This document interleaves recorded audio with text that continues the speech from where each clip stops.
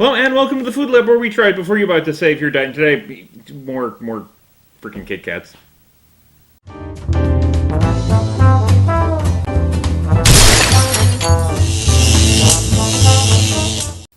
So yeah, first of all, I would like to thank Richard Gibbons for sending me a whole bunch of the Kit Kats from London. That's awesome. Thank you very much. I already, of course, tried all of these except for the dark ones, so we're going to start off with these.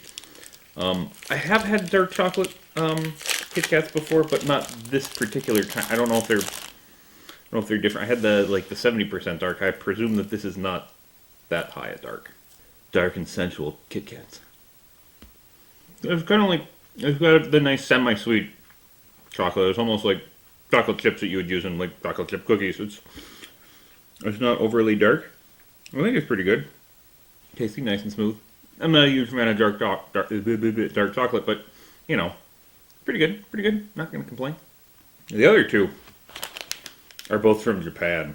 Another one, oddly enough, is like a dark chocolate one, but the other one is quite interesting. Got these off a website, J-List, I think it is. I only remember and mentioned because I'm getting stuff on their mailing list, and shipping was really cheap, even from Japan. So these first ones, these are Kit Kats for adults. So maybe they might be a little kinky. I don't know. I think it's some kind of dark chocolate there. I looked it up. There's some kind of other stuff that they have in it that's supposed to, they're healthier for older people, and then they also have like for adults, and then they're the smaller itty bitty Japanese Kit Kats that have the fewer calories, so you don't have to feel as guilty. I think there's something else like in the chocolate. It's almost like yeah, they're showing it like on the packaging. It's almost like a candy cookie thing inside the chocolate, which is actually really fantastic. That's pretty good. I like that. These Japanese Kit Kats.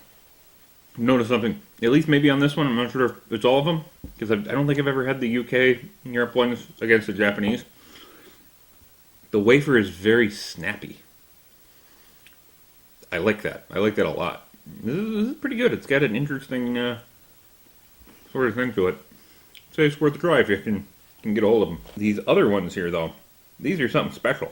They're the Gran Wafer Kit Kats there, and they're like inside out. So, and again with the lovely, overly elaborate Japanese packaging, layers and layers of packages. Again, they're just the little ones.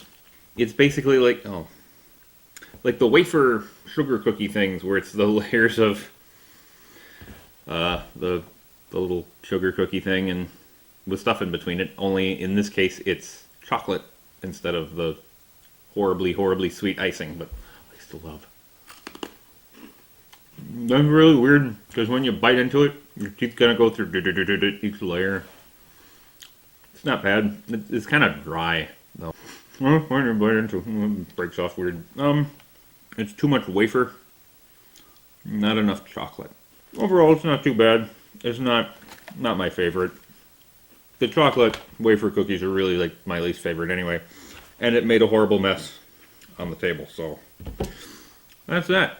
So, in conclusion, these are like pretty much the best kind of Kit Kats ever. These were alright. Orange, not a fan. Dark chocolate, they're pretty decent. Dark chocolate's not my thing. Kit Kats for adults. Okay, it's got an interesting flavor sensation. These, meh. I would pass if you had the opportunity. So hey, until next time, please remember, when trying new forms of food, especially Kit Kats, because there's just so goddamn many different kinds of them, please remember the most important safety rule is to wear these safety glasses.